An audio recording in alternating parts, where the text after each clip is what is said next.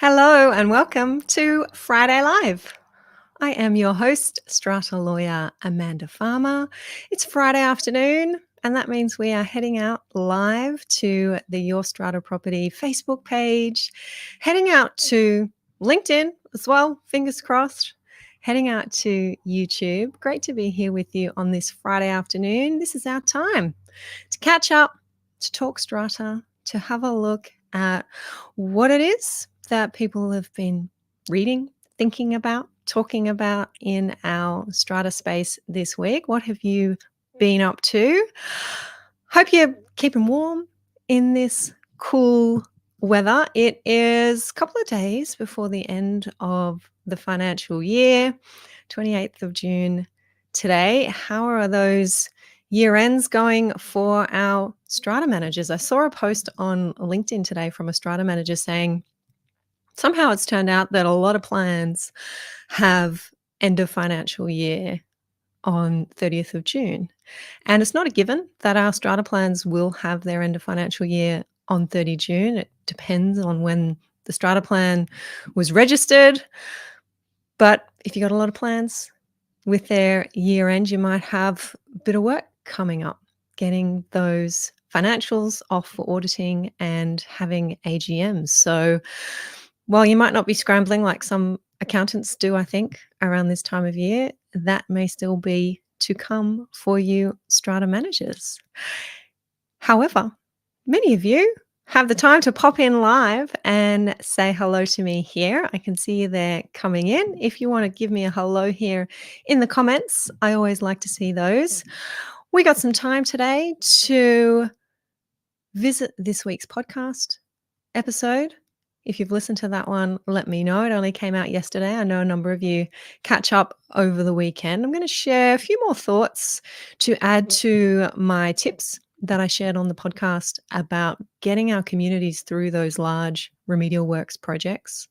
It's been a bit of media this week in our strata space with an announcement from the New South Wales government. We're going to have a look at that. And I am going to remind you that this weekend is your final opportunity to grab yourself a membership to the Your Strata Property online community at the lowest possible price. Time to beat the price rise. I'll share more about that later on this afternoon.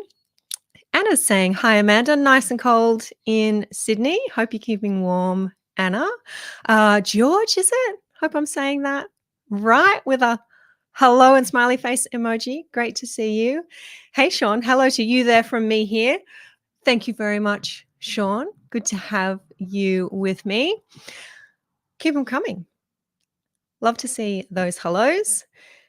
Podcast this week, episode number 414. I was sharing 3 tips from inside my own building's remedial works project. Yes, I did share with you that my building is going through a $2 million works project. We're getting a new roof membrane. Finally, the original membrane, 45 years old, is still there on our roof. Not for much longer, new membrane going down. And we've had some leaky balconies, and those balconies are getting fixed. All adds up, $2 million. Sharing with you on the podcast this week some examples of where things could have possibly gone wrong with that project. And we've been lucky enough to have some lawyers in the building who are able to keep on top of things. And I won't say lucky, I'll say have the foresight perhaps to have definitely got some legal advice from a strata lawyer before entering into that remedial works contract and getting the support of that lawyer as we go through that project. And that lawyer is not me, let me say, importantly, not me giving legal advice to my own building. Some of the other examples I speak to in the podcast episode come from my past experience assisting my building and my neighbours through some remedial works projects. Always like to bring you that on the ground experience. I know that some of the things that I'm going through, that my community is going through, are things that you too go through. And when I bring to those experiences my expertise as a strata lawyer and am able to help get through them and help others get through them a little easier, then I'm more than happy to bring that expertise to you as well. So the 3 tips, I'll give you the spoiler, if you like. 3 tips: get legal advice on these contracts that you're going to sign. Even if it's a $100,000 contract, that is quite a lot of money, regardless of the size of your building. Definitely get some legal advice on these contracts before you sign them, and make sure that you have that lawyer available to you as you continue on down the road of that project. Number 2, appoint a subcommittee. This one was an important one, and it has not only come up in my own community that that's something that we do, but with clients that I'm working with who are having difficulty, let's say, getting information from their strata committees, information from their strata manager about large works projects that are going on. Inevitably, I find when I dig a little deeper, there's no subcommittee that has been appointed. Nobody's really quite sure who is supposed to be instructing the contractors, who the point of contact is.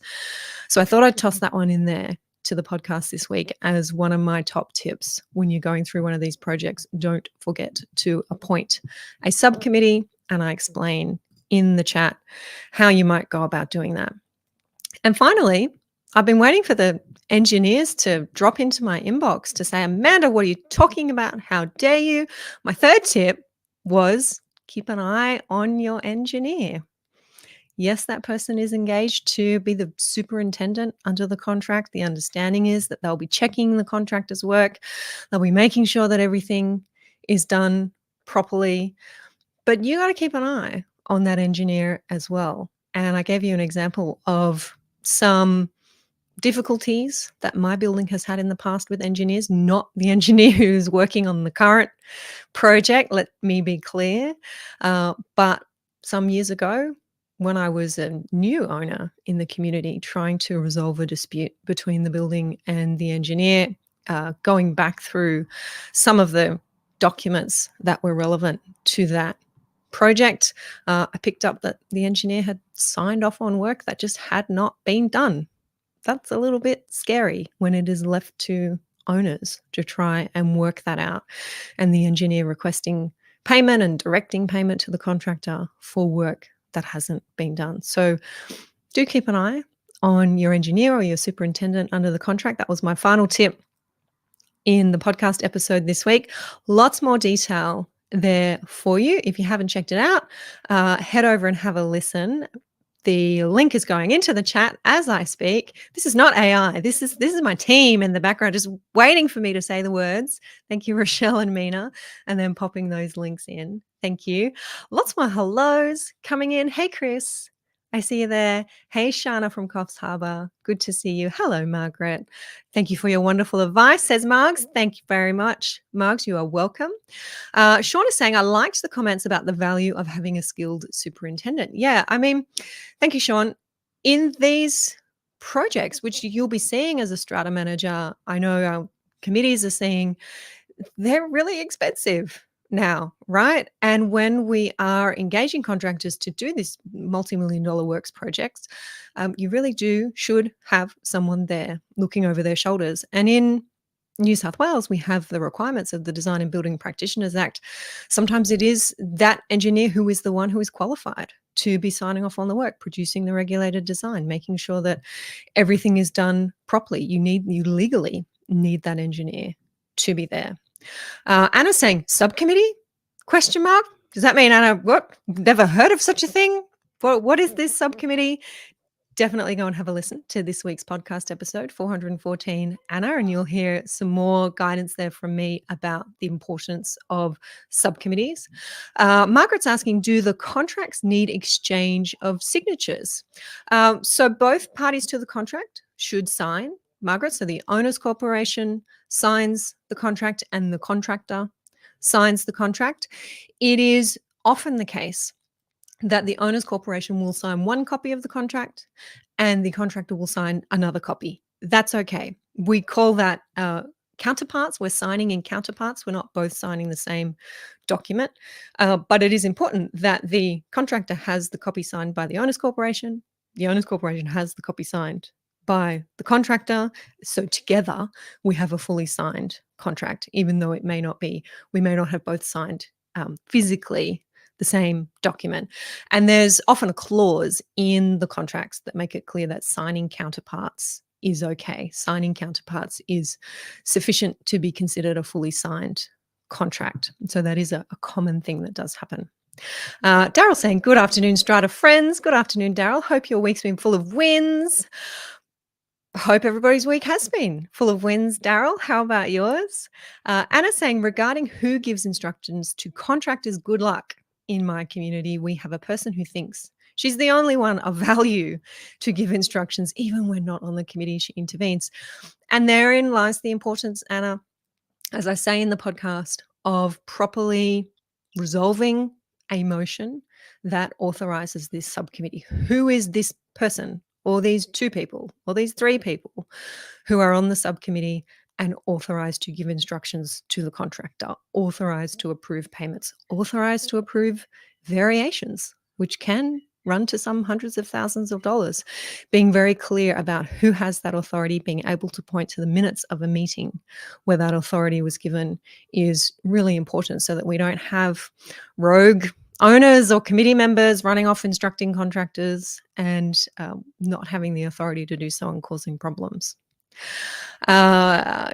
Patricia saying hi. Hey, Patricia. Chris saying we lost you for a moment there. Oh, I hope that wasn't on my side. Let me know, team, if there's any issues there, if I'm coming through loud and clear.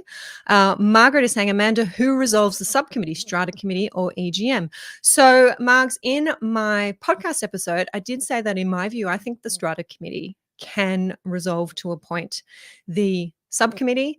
As I always say, Strata committees need to be making these decisions in properly convened committee meetings. So not for the Strata committee to say, oh, yep, we appointed Tim and Stacey and James to be the subcommittee. We decided that when we were downstairs in the foyer one day. No, have a meeting, resolve a motion, minute it. And that's on the basis that the Strata committee has the power, generally speaking, to approve repair and maintenance work. It's not the kind of decision that goes to a general meeting. So when we're talking about remedial works contracts, which is what I'm talking about on the podcast this week, we are talking about repair and maintenance work. That's within the domain of the Strata committee. Yes, we may have had a general meeting to raise the money to pay for the work, but it is legal for a Strata committee to approve repair and maintenance work. In my view, happy to hear any challenge, but in my view, legal for the Strata committee to also resolve to appoint that subcommittee, who may or may not be committee members, by the way. You may have an owner who's an architect. You may have an owner who's a lawyer. You think, yes, they'd be great on the subcommittee. They're not on the Strata committee, but we want them on the subcommittee. Tap them on the shoulder, propose their appointment on the agenda of a committee meeting and get them appointed. Of course, no reason why this couldn't also be done at a general meeting, if you're having that general meeting anyway to raise money, to approve the contract. If that's what you want to do at a general meeting, then add in that motion to appoint the subcommittee as well. Now, I gave you 3 tips in this week's podcast episode about these large remedial works projects. And I say that's not because I've only got 3. That's not because these are the only things you should be thinking about. There's definitely a lot more that you can and should be thinking about to help these projects run more smoothly. I tend to find when I am working with owners inside our online community, answering questions in the forum, when I'm on member calls, when I'm chatting to clients, my understanding is that most owners, almost all, I think it's probably a rare owner who comes to see me or spends the money coming to see me, who doesn't understand that, yes, we do need to repair and maintain the common property. I don't think there's any objection from owners in principle to the act of repairing and maintaining common property. Strata managers might tell me something different, that you hear different things. But as owners spend more money buying their properties, perhaps become more aware of what their obligations are being part of a community, I think there's a general understanding. Yes, we do need to repair and maintain the common property, and we need to contribute to that. But what I hear owners wanting is transparency. I say that word a lot here. You've heard me say it before. They want transparency around how the work is done, when the work is going to be done, who is going to be doing the work, and how much it's going to cost. They want the information. They want to understand so that they can be prepared. They know what to expect. They also want to make sure that the work is being done properly.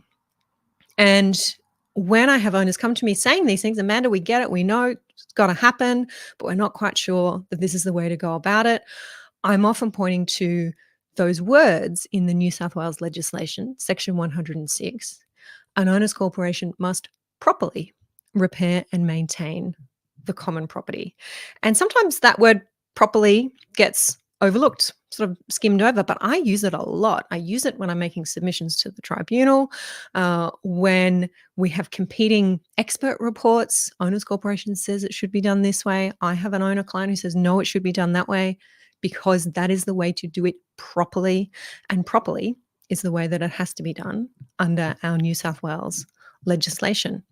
And properly includes, in my view, getting the project set up right from the beginning. An example that I used in the podcast was where the contractor was attempting to gain internal access to apartments when the contract only provided for external access. The fact that the contract was clear about that, only providing for external access to the balconies, was because the project had been set up properly from the start. That community, in consultation with its lawyer, in consultation with owners, had decided that we don't want to be disturbing residents, even if it might be cheaper, even if it might mean the project can be done more quickly. We don't want to be disturbing residents. So we've made sure that there's a clause in that contract that says external access to the balconies only. And what that means is you're also, as an owners corporation, going to be hopefully avoiding any claims from owners down the track that if they're owner occupiers, that they have been unnecessarily disturbed, that's any of their lot property has been damaged. If they are investor owners, you're not going to be getting claims necessarily, or not as many claims for lost rent or compensation, where a tenant has sought compensation from an owner, and that owner can then turn around and seek that compensation in turn from the owners corporation. Getting all of this set up right from the beginning, getting it incorporated into your contract terms, being aware that this is a contract term, that's a big one, and then enforcing that term and saying to the contractor, no, can't come in, got to be able to access those balconies from the outside. You are avoiding, hopefully, avoiding those problems down the track that could crop up if you weren't set up correctly right from the beginning. It might be necessary sometimes for the owners corporation's contractors to use an area of lot property. I've been involved in a couple of these cases. One that I remember quite clearly, penthouse unit in Sydney's eastern suburbs, roof work was being done on the building, and it became clear to the owners corporation that the contractor needed to set up scaffolding on the penthouse balcony, which was that airspace in that balcony is lot property. And it hadn't really been communicated to the owner of the penthouse unit that this was going to be happening. Contractors start having a chat to that owner. We're setting up next week. We're bringing in this scaffolding. Yeah, we're going to be here. We're going to be set up there for 3 months. Didn't anybody tell you? And all hell breaks loose because there hasn't been this thought that's been given to this part of the project. What parts of lot property do we have to use? How is that going to be impacting that particular owner? And have we had a conversation with that owner about that? How are we going to make this work in a way that is best for the owners corporation and causes the least disturbance to the owner? And sometimes you need to enter into separate contracts. In that particular case, we put together an access deed so that the owners corporation's contractors could legally access the lot property. The lot owner felt protected by that deed. There were clauses in there about the contractor not touching any of the owner's items, looking after the owner's plants and pot plants. If balcony tiles were going to be damaged, there were provisions in there for those tiles to be replaced. What if you can't find replacement tiles? Like for like, could we have a different tile? All of these questions that start to come up. You don't want to be answering those questions while your contractor is sitting there waiting to commence work and they are on a time frame. They're on a time frame under the contract, and there may be penalties for delay if the work can't start because a lot owner has put their foot down and said, no, can't come into my lot property, should have told me earlier, I'm not going to give access. These are the kinds of things that when we're talking about roof work in particular, where there needs to be scaffolding, there need to be access provisions, it all needs to be thought through properly right from the beginning. Heading over to those comments. Hey, Maureen. Hey, Chu. Chu saying one of our committee members just approved herself a $2,300 change to all windows and door locks, which she has no authority to do. Sorry to hear about that, Chu. Karen, how you doing? Karen saying transparency equals accountability. Yep, I like that.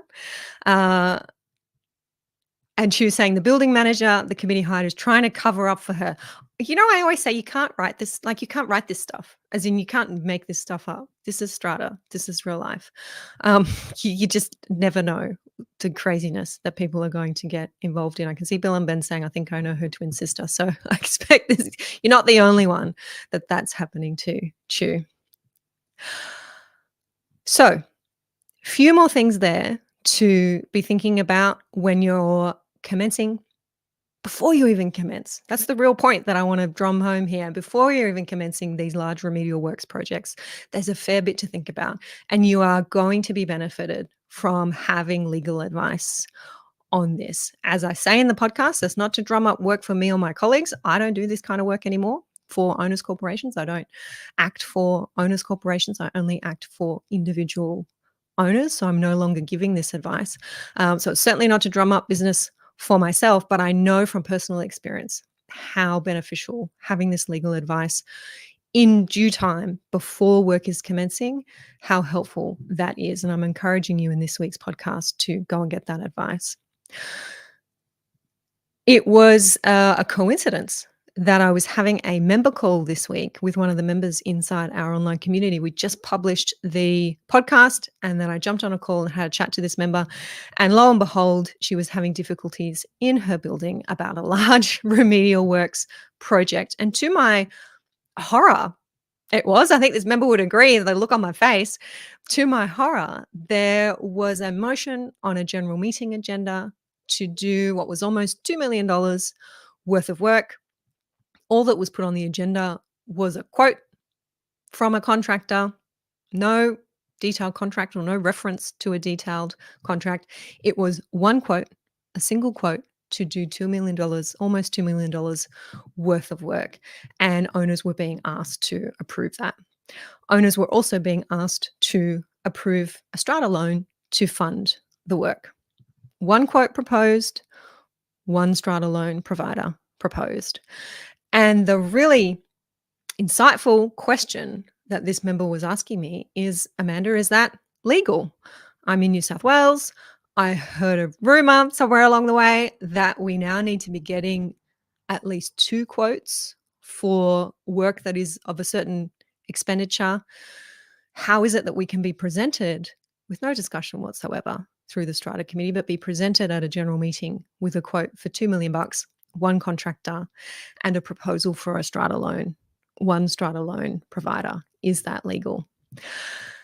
Excellent question that I can answer and did answer with reference to our New South Wales legislation, Section 102. This section changed in December 2023. We had some additions to this section. It's the section that says an owner's corporation must obtain at least 2 independent, that's the word used, 2 independent quotations for proposed expenditure for any item or matter that is going to cost more than the prescribed amount. What is the prescribed amount? It's in the regulation. Currently, it is $30,000. So Section 102, Owners Corporation must get at least 2 independent quotes if it's going to spend more than $30,000 on any one item or matter. This was always the law for large buildings over 100 lots. It is now the law for all buildings in New South Wales. So 2 quotes need to be obtained for that expenditure.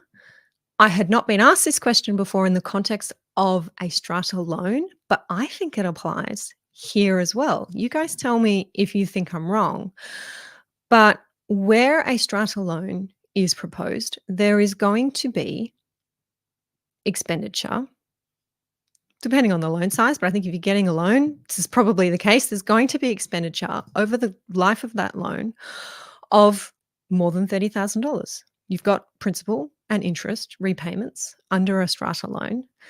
Doesn't that mean that Section 102 requires you to get at least 2 quotes from strata loan providers? Strata loan providers have different interest rates. They're all probably pretty similar, but can be different interest rates, different loan terms.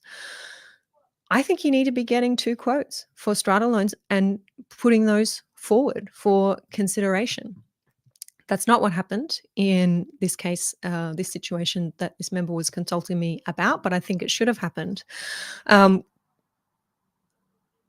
Good practice anyway, regardless what the legislation requires, good practice to know that whatever is being proposed by a contractor in terms of a quote by a strata loan provider, that it is at that market level, that it is competitive, that it is what you need. I think you do need to be getting 2 quotes for strata loans.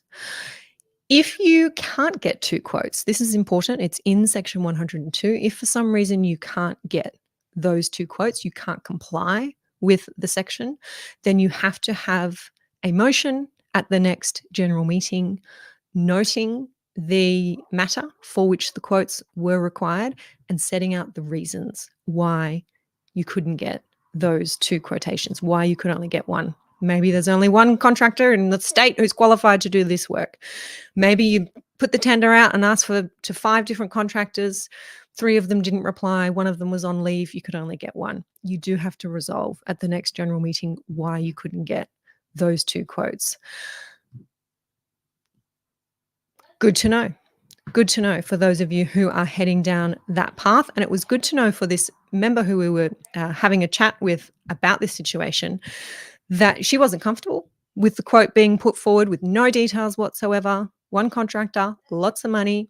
She would actually prefer a special levy arrangement for funding the work rather than a strata loan. No special levy arrangement proposed on the agenda. And having this knowledge of Section 102 has given her some talking points to go to other owners with, to go to her neighbours with and say, hey, you're going to the meeting. I've got these questions. I don't think this is being done properly. I'm not opposed to repairing and maintaining the common property. Totally get it. Agree that it needs to be done, but it needs to be done properly, which means it needs to be done in accordance with the legislation. We are not complying with Section 102 and there's no explanation why. Maureen saying, I find sometimes don't know if the quotes are independent. Seems they come from someone known to a committee member. They deny it, but it's very suspicious. Yeah, that word independent is a bit unusual in that section, Maureen. I'm not sure if it's supposed to be independent from the owners corporation, independent from the committee, independent from each other. I think maybe it's supposed to mean, but that's really not clear. You would think, of course, the quotes need to be independent. We don't want to get one from one company and then one from their connected company or associated or subsidiary company. Doesn't make sense. I think that's probably what it's going to, independent from each other. You will often find that a strata manager will have a panel, a stable of contractors that they regularly get quotes from, seek quotes from. It wouldn't be unusual for if a strata manager makes that recommendation, but of course all of those contractors should be independent from each other. Sean's saying, does this apply for renewal of agency agreements? Yeah, it does. So if the management fee is going to be more than $30,000 over the course of the year, that's the expense, then there should be 2 quotes for the appointment of a strata manager or the reappointment of a strata manager, and then 1 other quote on the agenda. Important for committees to be aware of that and be making sure that even though they're happy with their current managing agent after that 3-year term, they're proposing the appointment they're proposing that the incumbent be reappointed. That Section 102, if you've got that $30,000 expense, that Section 102 does require that second quote to be obtained. Karen's saying, excellent point. I'm not sure if that's in reply to Sean. Anna's saying, our community has a general rule of 3 quotes, even for quotes well below 2 million. Yeah, fair enough. I used to have, prior to this legislation coming in, at the end of last year, I would get that question really often from owners saying, how can my building approve this single quote? This is a $50,000 job and they've only got 1 quote. Surely there's a law somewhere that they need to get 3 quotes or they need to get 2 quotes. And I was saying, nope, if you're not a large building over 100 lots, there is no such law. Well, that changed in December. You do now need to get those 2 quotes for that level of expenditure. Anna's saying, like in our situation, the strata manager didn't have someone do the work, so someone on the committee found people to provide quotes. Not necessarily a problem, Anna, as long as they are independent and properly qualified and licensed, if they need to have a license and insurance for the particular work. Elizabeth saying, what about small schemes? 102 only applies to large. No, so this is the change, Elizabeth. And if you've just looked up 102, tell me if you're looking at the Ostley version of 102, because Ostley still, look, I'm going to do it right now. Last I checked, Ostley still had not updated the Act. The Ostley version of the Act is still October 2023. Oh, hurts my heart. We love Ostley. They do great work. I think they're not-for-profit, runoff donations. They've got the old version of the Act. Don't look at that version. I am pretty sure that the version the team has put into these comments here for you is the legislation.nsw.gov.au website. That one is up to date. So if you've got Ostley bookmarked, Elizabeth, I've changed all my bookmarks over because you're right, the old version of 102 only related to large schemes. It now relates to all schemes. Bill and Ben saying our strata committee member got a sham second quote for the sake of box ticking, and the preferred quote romped in. It was for an agency agreement. I'm sure, yep, that's what's going to happen. Bill and Ben. Henry saying, hi, Amanda. Hi, Henry. Utilizing a master contractor who can tender for the work is also an option. It is also important to appoint a certifier to sign off on the completed work. Yep, tick, tick, all of the things. Glad that you raised that, Henry, because that was the process that I stepped through with this member this week in the call, and it wasn't something I had time to get into on the podcast. But in the call, I said, okay, well, hang on. We don't just put a $2 million quote from a contractor on an agenda and say, approve it. That's not how this works. The work was extensive enough that there needed to be a proper design drawn up, a regulated design under the Design and Building Practitioners Act. There should have been detailed specifications for the work. There should have been a scope drawn up. That is all done. You say master contractor, Henry. We might say an engineer, strata remedial engineer experienced in this work, understanding the requirements of the Design and Building Practitioners Act in New South Wales. Engineer puts all that together. That is done in consultation with the committee, with the residents, with those who are suffering. There are site inspections. There's a lot of time, a lot of work put into that part of the process. When that's all settled and agreed and everybody understands what the work is going to be, that goes out to tender. And then the quotes come in from the tendering contractors. And yes, you may get 3 to 5 tender responses and quotes from these contractors. Great. But they're all quoting apples for apples. They're all looking at the same scope, the same spec, the same drawings, the same design that has been issued by the one engineer. And you're getting at least 3 for a project of that size, at least 3 comparable quotes to put to owners for approval. And that engineer will often recommend what they think the best quote is and what the quote is that they think you should accept. So thank you for reminding me of that, Henry. I did want to cover that one off. Cindy saying, our strata manager is saying can't change contract and has bought out our old company and changed a lot. And they're saying, no, can't change. We have a chat about that one, Cindy, and maybe the team can remind me to come back and tag you in where we've talked about that one previously. Maureen saying, found a huge discrepancy in quotes. The suspicious one, dollars more, but guess what? They chose the one that cost way more. Chu saying, our committee received 3 quotes, but had a secret meeting and concluded only to one decided by the strata manager. Is this allowed? No, secret meetings are not allowed. No secret meetings. Not happening. Defeats the whole purpose of having an entire provision in our legislation for how strata committee meetings are supposed to take place, how strata committees are supposed to make decisions. Secret meetings are not allowed. Owners should have the opportunity to know when the strata committee is meeting so that they can attend. They can even veto the strata committee making a decision about a particular item if they have enough, voting power. So not sure about all the details there too, but if there's a secret meeting, I'm saying no, not allowed. Okay, Elizabeth, legislation.nsw.gov.au. That's where you need to go to find the current version of the Strata Schemes Management Act. Excellent. Thank you, Daryl, for answering some questions in there for us. I am going to head on. I really like this topic of conversation, as you may have guessed, but I am going to head on and take a look at some of this week's media is what I plan to do.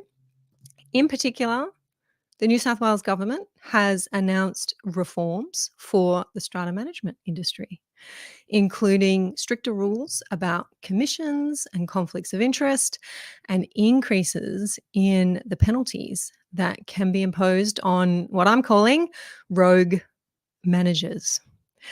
Now, I happened to attend a webinar yesterday that was for those in the property services industry who need to comply with what we call the supervision guidelines. And I tuned in being an approved provider of CPD education for our strata managers and needing to provide some education on the supervision guidelines this year.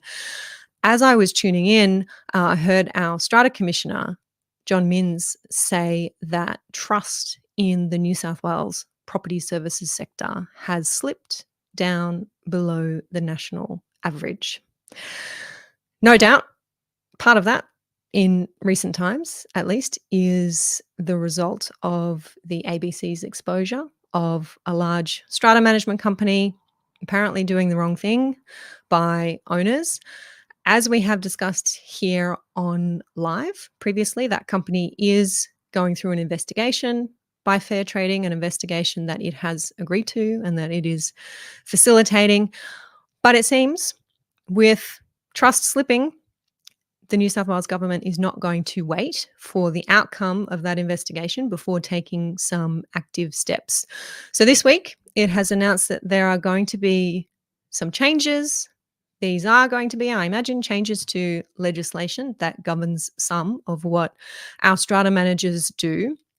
I will take you over and show you the media release. We'll have a little walk through that. But the key changes proposed include increasing the maximum penalties where agents fail to disclose information about commissions, strengthening the conflict of interest disclosure requirements, banning agents from receiving a commission on insurance products when they don't play a role in finding the best deal for residents, and strengthening Fair Trading's enforcement and compliance powers.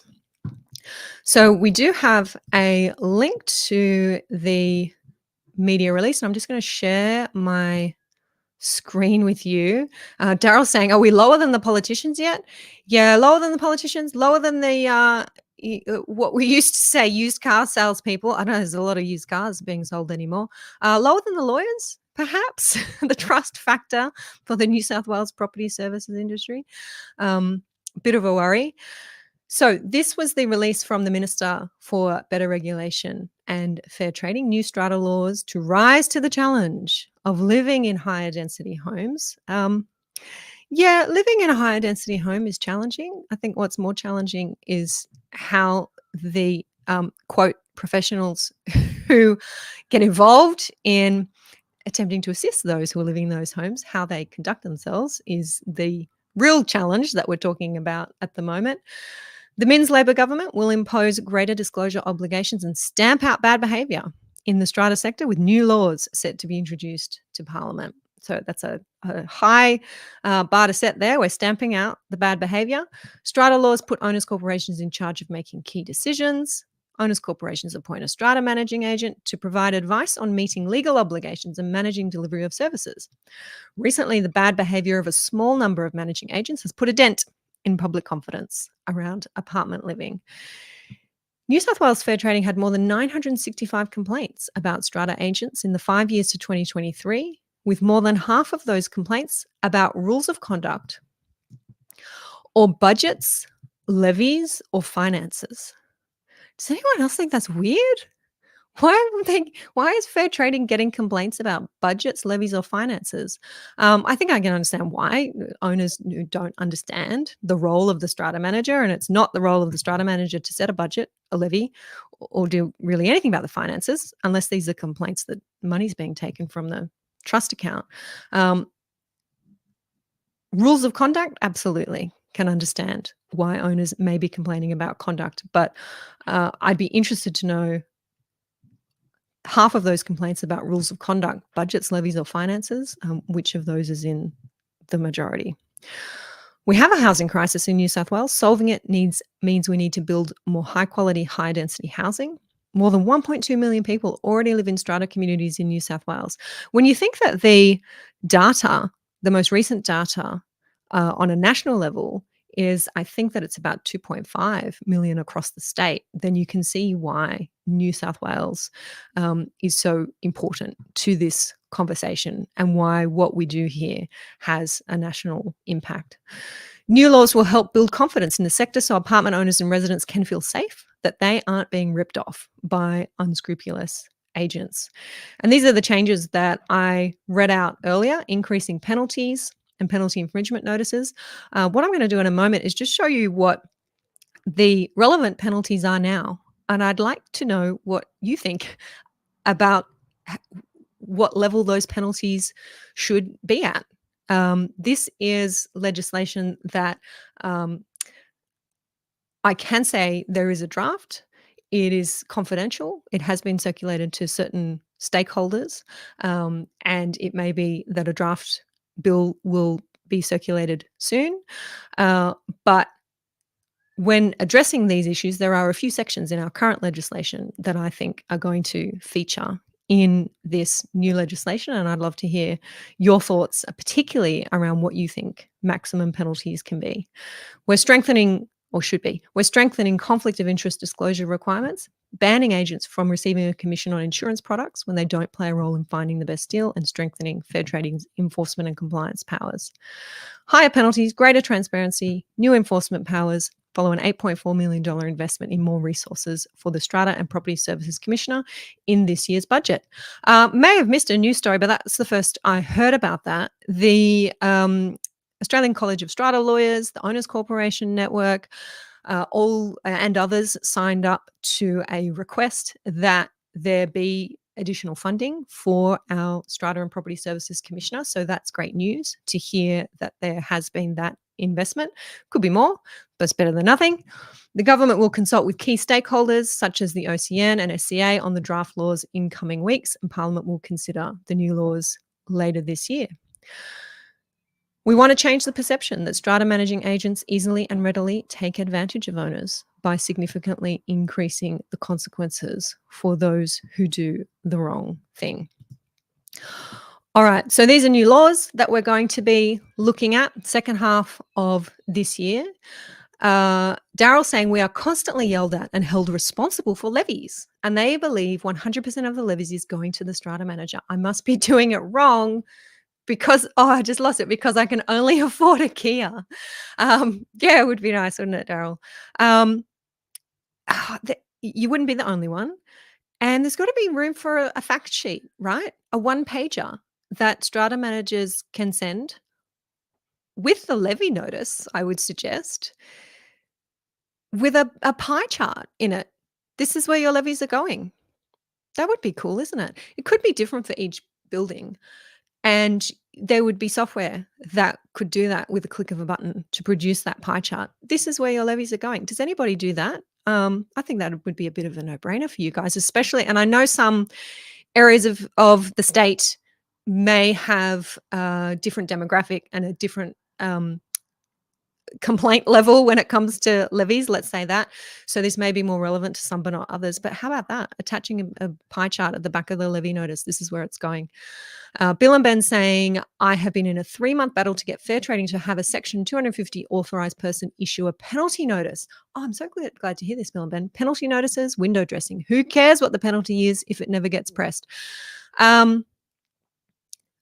I don't want to call out, I don't want to identify the person, but there is a person who I know tunes in to Friday Live, who is also a member inside our community, who asked this question, Bill and Ben, in our forum a few weeks ago about the issue of penalty notices, said, who issues them? And I looked up the legislation and said, authorized officer, representative of secretary, minister, whatever the definition is in the legislation. And this member said, how do I get that to happen? And I said, I have no idea. I have no idea how we get penalty notices issued under the Strata Schemes Management Act. And exactly that comment was in reply, well, what's the point? So I'm fascinated, Bill and Ben, to hear that it is taking you so far 3 months to try and have somebody, authorized person, issue one of these penalty notices. I would love to hear more about that experience and that attempt. Chu is saying the Fair Trading, for some reason, do not disclose the penalty against the Strata agency when a complaint is established, which I find odd. Okay. Kareem's taking out my idea. Great idea. Watch this space regarding software. Love that, Kareem. Let me know when it's time for another podcast chat. Elizabeth saying, is there any evidence of penalties being issued? I mean, there's no reported cases about it. Elizabeth, I don't know whether it happens or not. Henry saying, forget penalty notices, jail time needs to be on the table. Yep, perhaps. Patricia would also like to hear about the penalty notice issue. All right, Bill and Ben, you know where to find me, or feel free to post anything publicly here that you think will help people in understanding that process. And Lois is saying, would a pie chart show more than what a Strata's statement of accounts shows? So it'll be a little bit different, Lois, I see, to a statement of accounts. The accounts will show what's been spent and what's come in. The pie chart is more about this is what your levies are going to. So it's really about looking at those expenses only and categorizing them into repairs and maintenance, insurance premium, strata management fees, legal fees, bulking those categories and then being able to do it in a visual form in that pie chart.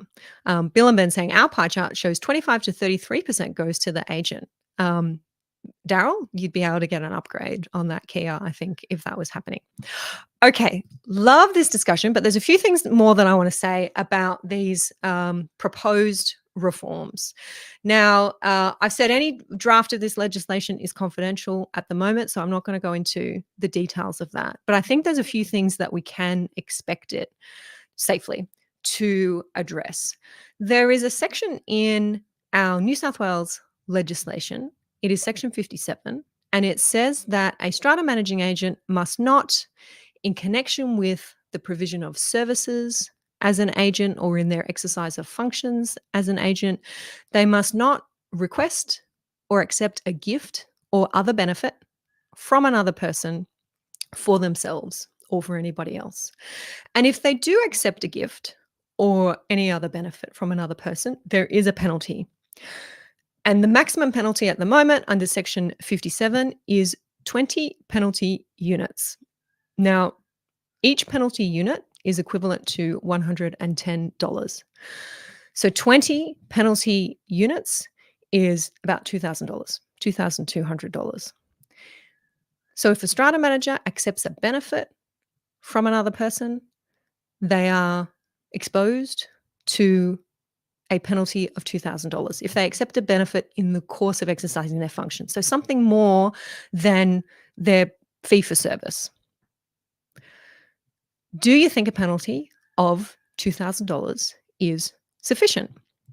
And on the basis that I'm going to assume you'll tell me no, we don't think that's sufficient. And I think the New South Wales government is saying we don't think penalties at that level are sufficient. What level of penalty do you think is sufficient to be a deterrent? Is it $5,000? Is it $10,000? Is it $100,000?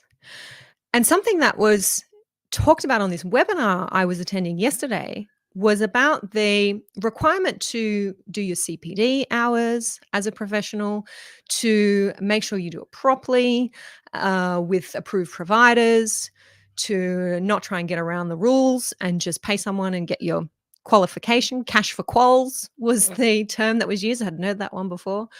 And there was also talk about the requirement on real estate agents to make sure that they don't underquote when they are selling a property.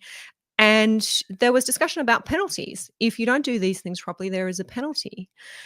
And if penalties are too low, there is a risk that some businesses will simply see the penalty as one of the costs of doing business. The penalty is $2,000.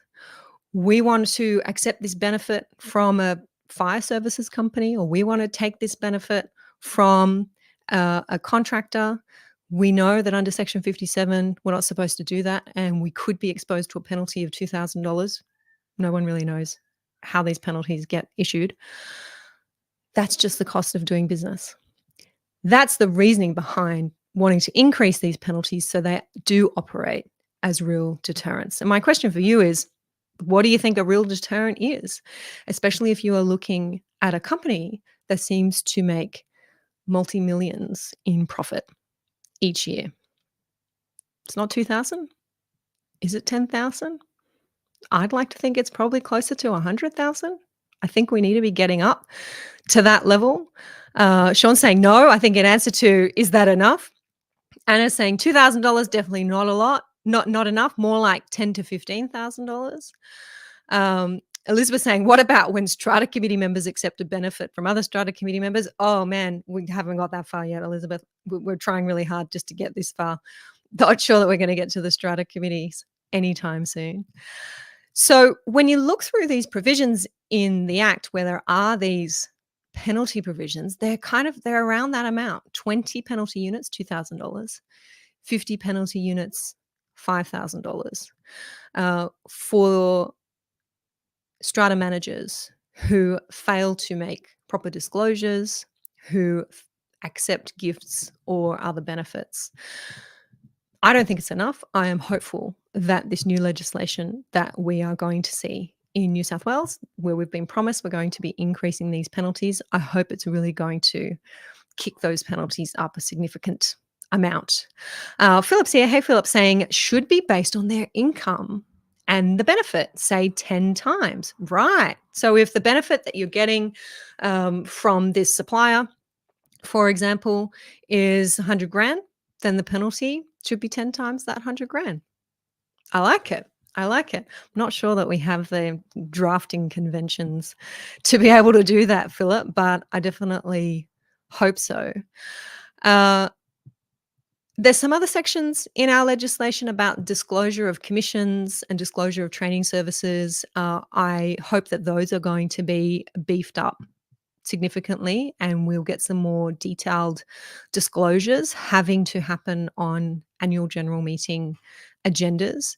There is a section that requires strata managers and building managers as well to disclose whether or not they're connected with the developer or whether or not they have a financial interest in the building through some other connection. So whether they might be connected to a supplier or building managers connected to strata manager, or building manager certainly connected to original owner. I am hopeful that we're going to see some beefing up of those types of disclosures as well, including where strata managers may be connected to suppliers. That's the big issue, problem that was highlighted in the ABC News reporting, that was admitted by this large strata company that has been at the center of that reporting, that there were these connected, subsidiary, related companies that were paying benefits back to the strata management company. And the answer to the allegations has been, as I think we've seen publicly, these things were disclosed. They were disclosed in the fine print at the back of the strata managing agency agreement. They perhaps were disclosed on a meeting agenda. I'm hopeful that where fair trading is going with this new legislation is a requirement to make that disclosure much more clear, much more understandable, more upfront, full and frank disclosure is what we would be asking from a legal perspective. Also this week, Strata Community Association came out with an announcement around the same time, I think it was, as the fair trading media release. SCA announced the appointment of Stephen Phillips as the new independent chair of the committee that handles complaints against SCA members. And in a press release, SCA has said that Mr. Phillips' appointment delivers in a very timely fashion one of SCA's steps in its 6 steps to ensure confidence, underlining the commitment that SCA has to improving practice and outcomes in the strata sector. SCA said any person at any time can contact SCA through our process and make a complaint against an SCA member, and know that an independent person will evaluate and action their complaint as appropriate. Now, I am aware that one of my past clients in my legal practice lodged a complaint against an SCA member about 5 months ago, and latest update I got is no result. Haven't heard, don't know if it's progressing, don't know what's happening, but it has been 5 months. And I know because I was involved in some of the legal dispute around the conduct of that manager. I know where that manager was failing to meet the law. I know that that manager has been involved in tribunal proceedings for more than one building. And as far as I'm aware, and as far as my client is aware, that manager is still out there managing buildings, no consequences, notwithstanding a complaint to SCA has been lodged. Maybe the appointment of Stephen Phillips is going to assist with the processing of these complaints. I don't know if SCA is just inundated with complaints, perhaps since the ABC News story that is the case, but surely there has to be a better way to be responding to these complaints that are being lodged by owners. This is not the only person that I have heard this from when it comes to complaints lodged with SCA.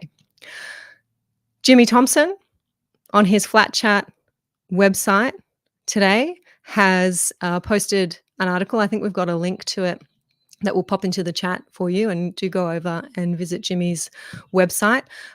Jimmy was talking about this announcement from SCA that's coincided with the New South Wales government announcement about the legislative reforms.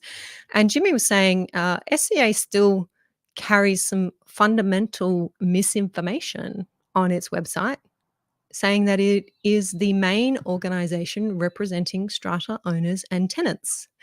I went to the SCA website just to check this, and yes, SCA has on its homepage that it is the peak body in Australia and New Zealand for lot owners, tenants and stakeholders living in strata title. Jimmy says that is simply not true, as the Net Strata scandal has proven. If proof were required, says Jimmy, yet SCA persists despite numerous complaints, and it now has a newfound fervour for honesty, integrity, and transparency. Jimmy says they might be putting their house in order now that they've been caught with their pants down, but with friends like the SCA, strata owners and residents don't need any enemies. Jimmy points out that the peak body representing owners is the Owners Corporation network, and I agree with that. Okay. Good. Tentatively looking at those comments to see if there's anything I need to jump into here. Sean's saying national or SCA New South Wales. I understand that was a national media release. National's steps there, with Alicia Fisher being quoted in that media release. Sean, have a Google and check that one out. Philip is saying fair trading should disclose the bad strata managers so owners can be better informed when choosing a strata manager. I mean, at the end of the day, Philip, the bad strata managers should lose their license and shouldn't be able to offer management services. Sean saying SCA New South Wales documentation on the complaints process is not much improved or consistent from when I was there trying to get it improved. Right. Good to know, Sean. Chu is saying I complained about an SCA member 12 months ago and nothing has been done. That's awful. Sean saying I agree. Peak body for owners is OCN.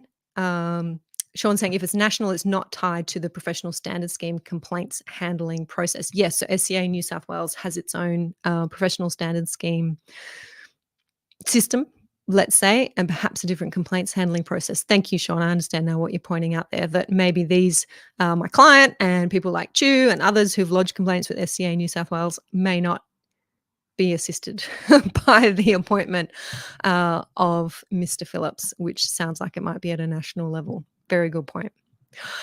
All righty. A quick reminder that you have just over, yes, that's right, it's not midnight yet, just over 48 hours left to join our online membership community at the current low price of $67 a month. We do have, I've warned you about this, been talking about it for a little while, we do have a scheduled price increase across all categories of membership. That is kicking in on the 1st of July. That is Monday. In case you haven't noticed, it's coming around. We never increase prices for our current members. So anyone who has secured a month-to-month owner level membership by midnight on Sunday, the 30th of June, will never pay more than $67 a month for the life of their membership. That's the price of our owner level membership. We also secure the prices for our pro level memberships for our Strata managers. So do head over to the website. stratamembership.com is the place to go to check that all out. The owner monthly price is going up to $79 a month on the 1st of July. That's an 18% increase, not for current members.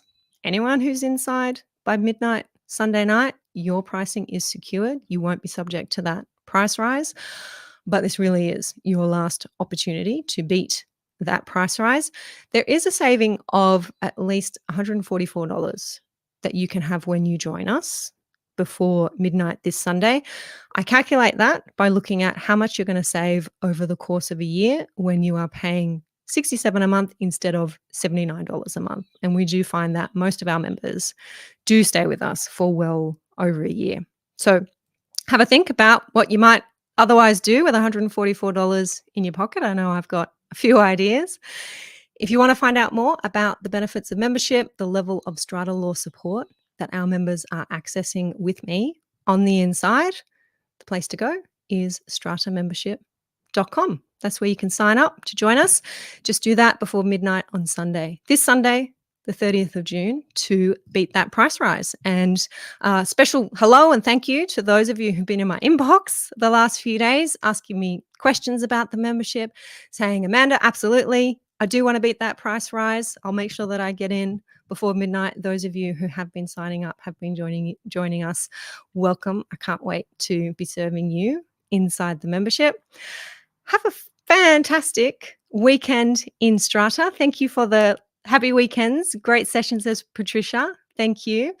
Sean saying Rochelle did a great job. Oh, Mina is here on a Friday too, Sean. I get to do both at the moment, which is awesome. So thank you, Rochelle and Mina. Sean saying Amanda's team helped me tremendously in changing email addresses, consolidating email subscriptions, etc. Nothing's easy with you, Sean. Nothing's easy. No, just kidding. You are more than welcome, and we are thrilled to have you with us. Anna's saying, can you pay the membership on a monthly basis? Yeah, absolutely. So $67 a month. That is your monthly membership. There's no lock-in, so it is month to month. We do encourage you that if you are thinking that you're going to stay for at least a year, definitely take up the annual option. You save even more with that because the annual option is $670 a year right now. So that's essentially you're getting 12 months for the price of 10. It's like getting 2 months free. But otherwise, if you're not sure, if you want to dip your toe in, if you want to see if membership's for you, take up that monthly option. It goes up to $79 a month on Monday. Well, after midnight on Sunday, it's going to pop up. So do head over and you can secure that $67 a month this weekend. Okay, I'm reading those comments backwards. Coming back down. Thank you very much. Thank you, Shana. Cindy saying, fantastic to have a membership. Fantastic to have you with us, Cindy. I'm going to let you all go. Been great to chat. Have a great weekend. Stay warm, and I'll catch you all next time. Bye for now.